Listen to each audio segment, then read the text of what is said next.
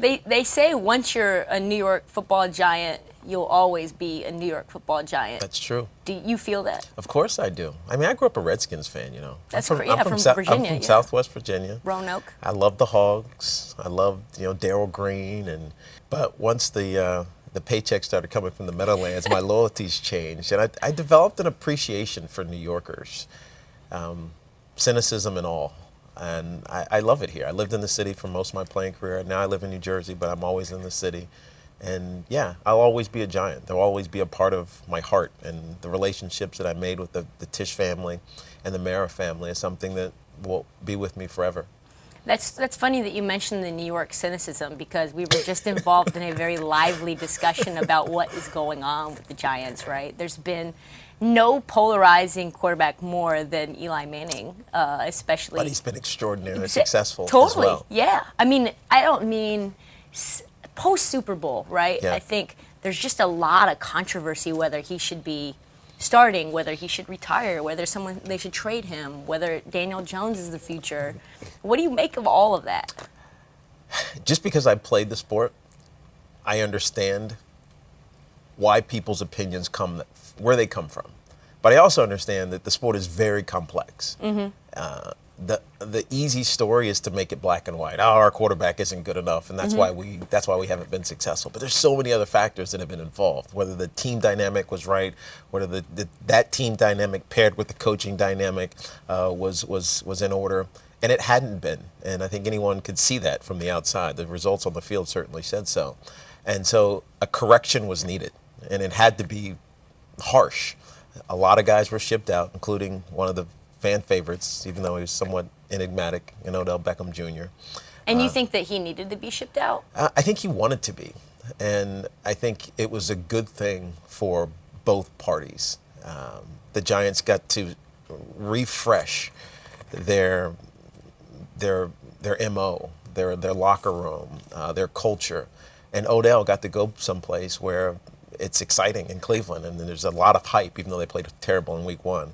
There's a lot of hype there. There's a lot of talent, and it fits where he is in his career. Underdog. Well, it fits where he is in his career, because he's at his peak. I mean, he's one of the elite wide receivers in the National Football League. The Giants weren't ready to have that guy. Mm-hmm. It's exciting, but it wasn't quite right. And it wasn't going to maximize where he is in his career. And I don't think the Giants were in the right position with him, and it showed.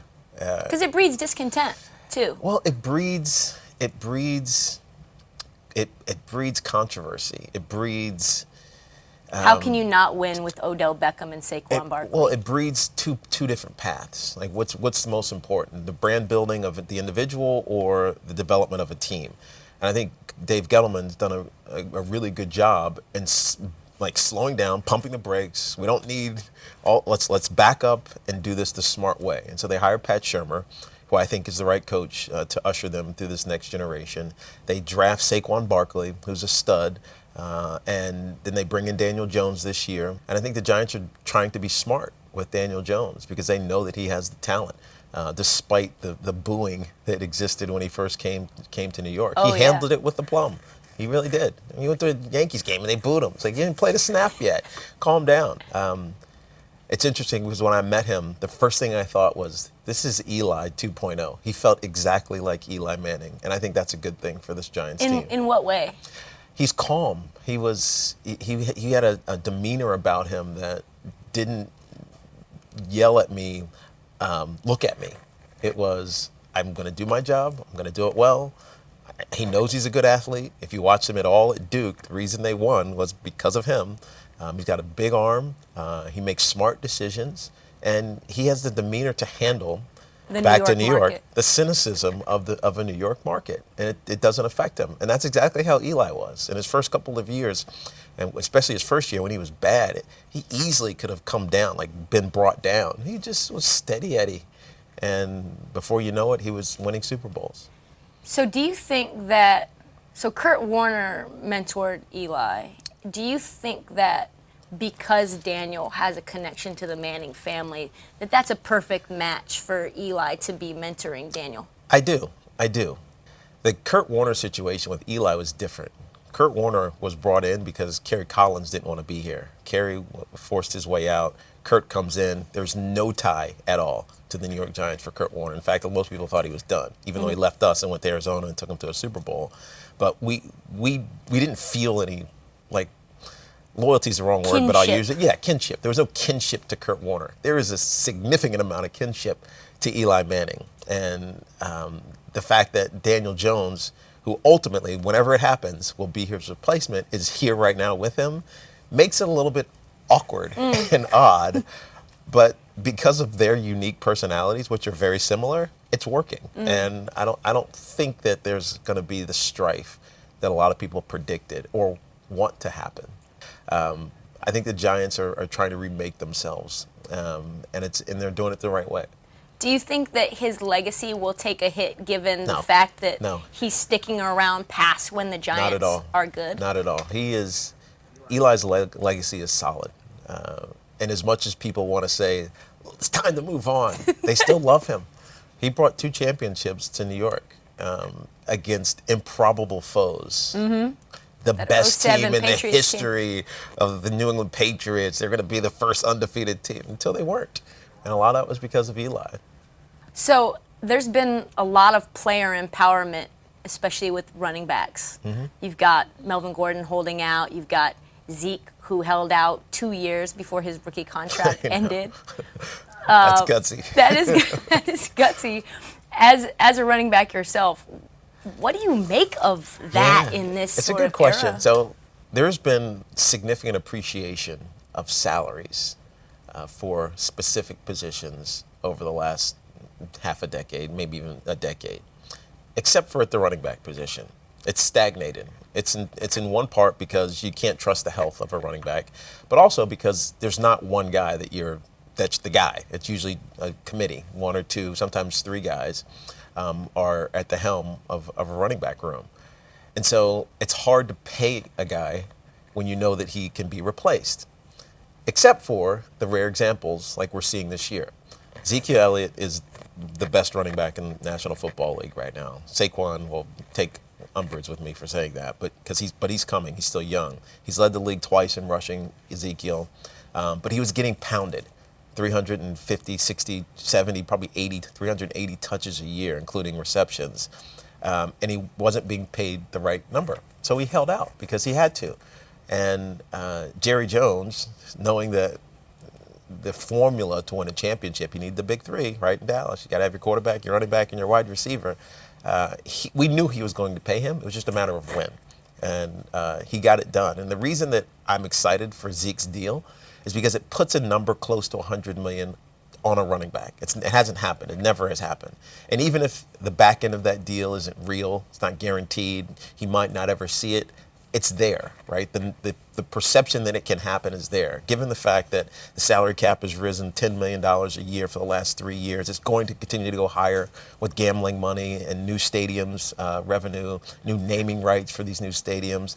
The salary cap is going to rise. So that $90 million deal for Zeke in 2 or 3 years when the CBA comes around, it's going to feel very favorable. So when Saquon comes asking for $120 million, right, we're going to look at Zeke and say, oh, yeah, man, the Cowboys got a deal. And he led the league in rushing, and they almost won a Super Bowl. I'm just predicting here. But, I mean, it's exciting for the position, for sure. So do you think 120 is the number for Saquon then? I mean, that was just off the top of my head. What do you think? I mean, what do you think he'll do? Saquon is, so first of all, he's the perfect brand. Right? He's a humble kid. He stays out of trouble. He works his butt off. He physically is a freak, and he's reliable. Already in his second year, as we all know, he was voted a captain. It's hard to ascend that quickly in an organization, especially one that's rebuilding the way that the Giants are. And so the expectation is high. He's worth it, especially in the #1 media market in the country. So at what point do you think he starts pushing for a new deal then?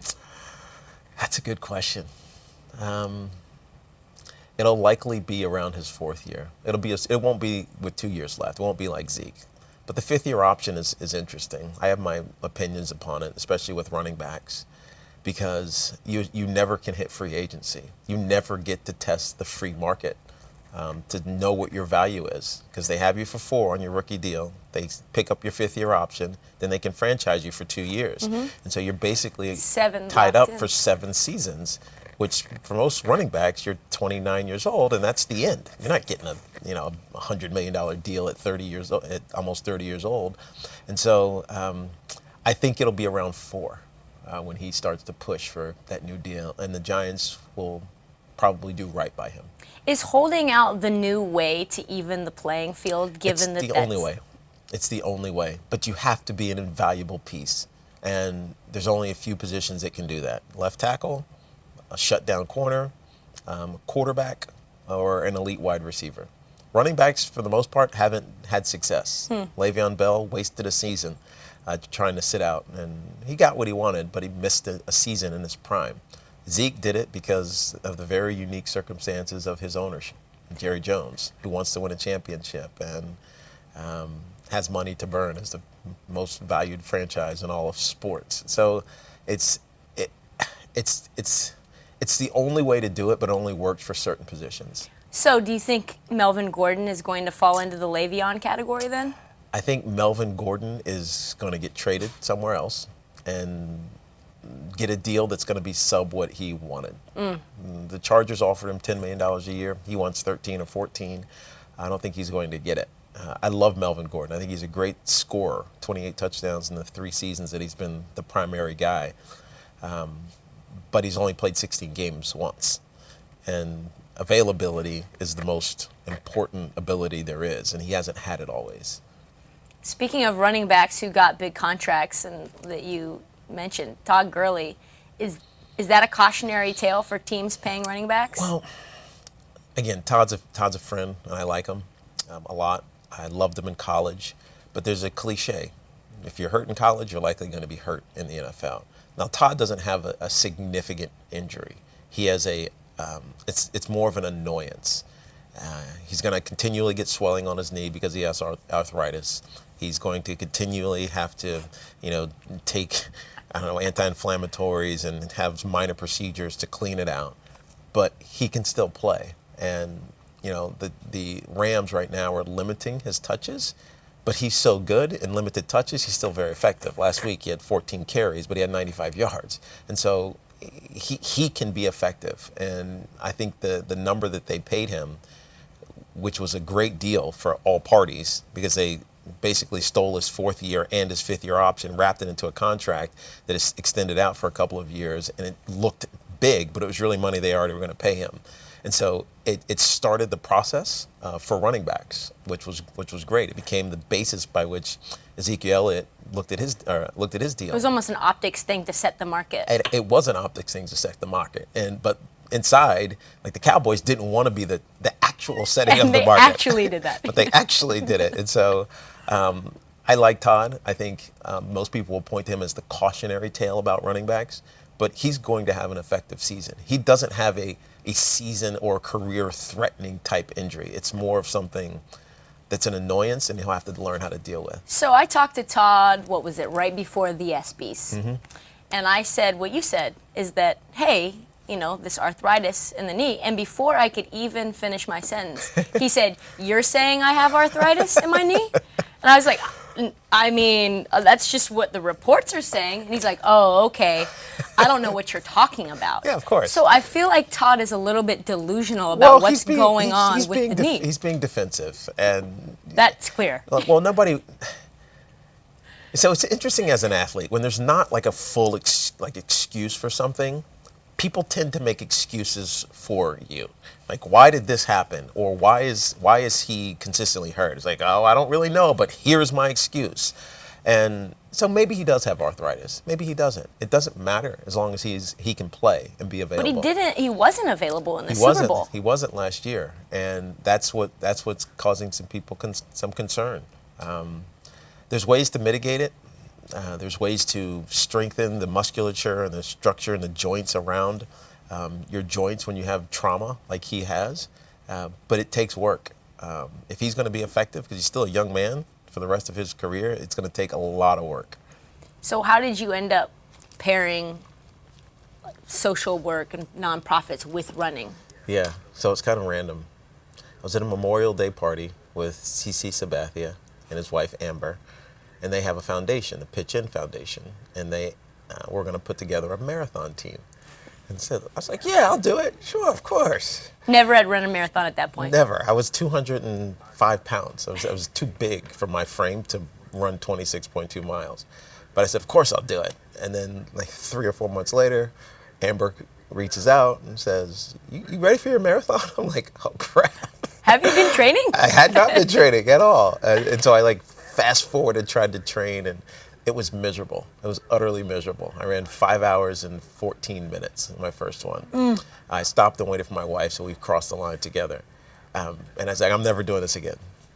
But there's a competitiveness inside of me that said, I have to do this again. I can't have done that. This can't be it. This can't be it. And so I did it again the next year. And then I did Boston and then New York every year. And then I started traveling to Big Sur and have done a bunch of marathons now. I love it. It's in my blood now. It's my escape in a way to run.